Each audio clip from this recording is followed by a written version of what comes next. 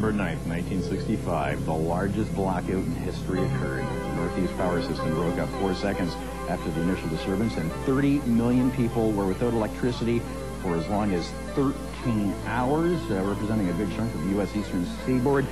The story started at the Ontario-New York border, actually at Niagara Falls, and it's the subject of this morning's X Zone. Thankfully, the power's on your TV set. Welcome back to the show, Rob McConnell. How are you, Bob? Good. This is interesting. Of course, this one, as we mentioned before the break, spawned a Hollywood movie where, and I think it was a Broadway show as well, but where were you when the lights went out? Well, I wasn't boring you, Bob. Just kidding, Bob. But it spawned more than just a story. It spawned more than a movie. Lots of people were responding when the lights were out. Yeah. It's a blackout thing. All right, Rob McConnell joins us from the X Zone. Actually, Rob, we found out something very interesting. A lot of strange things happen in Niagara, as you well know. On that specific night, in the hours and days that followed this massive blackout, reports went into the military and air traffic control, as well as the Niagara Regional Police and local newspapers, that a saucer-shaped object was actually seen hovering over the power grids. And it seemed... Oh, there it is right there. Yeah.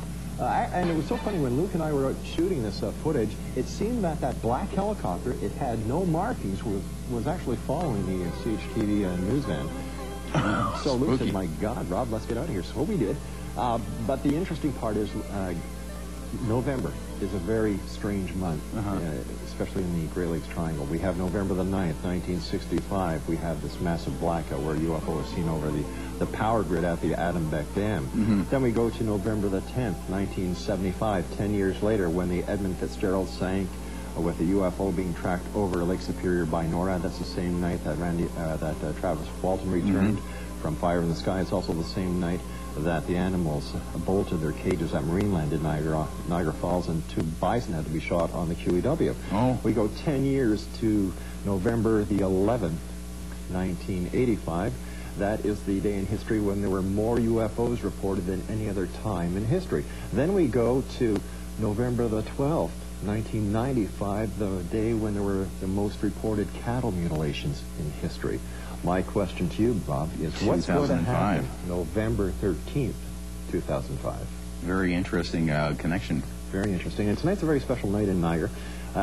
It was on this day in the year 1814 that the bloodiest battle of the War of 1812 took place at the Drummond Hill Cemetery. 1,600 soldiers, both American and Canadian British forces and native soldiers, died in a period of 6 hours. Oh, really? Is this part of the ghost tours that you're doing? That's right, and Ghost Tours of Canada is going strong. In fact, what we're doing now is we have a small paranormal museum that's going to be opening up in Brennan Manor on Lewis Avenue, and we're going to be doing lecture seminars.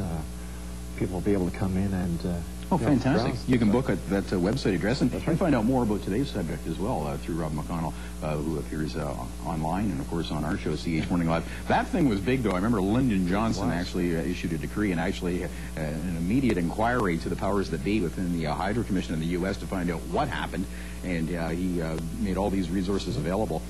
And it was tracked right to the Beck Dam. And the power generating stations, that's right there. But still, that theory lingers because of the connection that you just mentioned. It's a very strong connection, and we know for a fact that back in the 60s, UFOs were seen as if they were replenishing their power source over hydroelectric wires. In fact, we also did a story a couple of months ago from the Nanticoke power plant. So here you have 2 stories that are coexisting with each other, and in fact, in the story from Nanticoke, the UFO was actually seen skimming over the high tension wires towards Bradford.